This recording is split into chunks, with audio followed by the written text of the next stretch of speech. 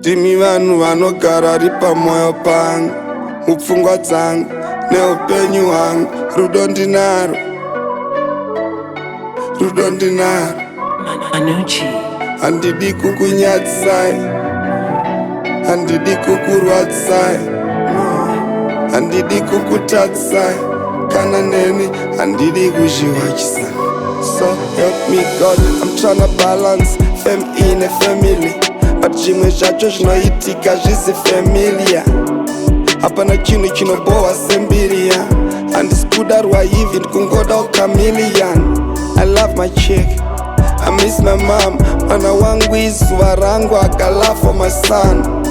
I know you love me too, you can't hate me. Hapana paningazotombozokurwatsai deliberately. Ndotoda kuita good boy, kwete root boy. Kugara ndina gogo vangu, kwete my wood boys. I make mistakes which tend to regrets, and those regrets become my secrets.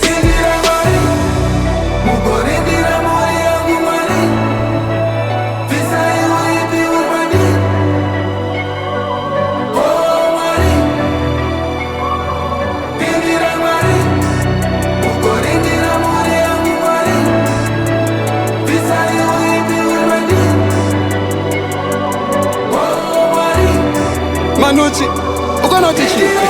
Pawealth pana zvizhinji zvandosiva shoma, zvimwe zvacho zvatoita vedu zvakaoma. Kurarama mumhosva mufunge nekunjenga maboma, hapana notirambidza kumwa doro setinopinda Roma. But we are alive now, tapiwa one more day. Zvatapiwa izvozvo ngatigamuchirei, kunyangwe zvakaoma boys, zvakaoma sei. Imi chingonamirei kapandiri nemimwe ndinamatire, kuitira ma good spirits.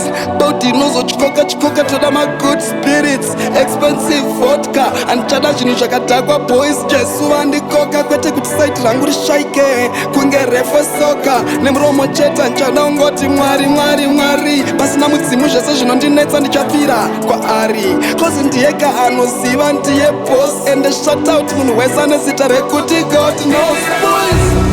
Zvitadzo zvangu zvapanyika Mwari, ivi ndimakanisi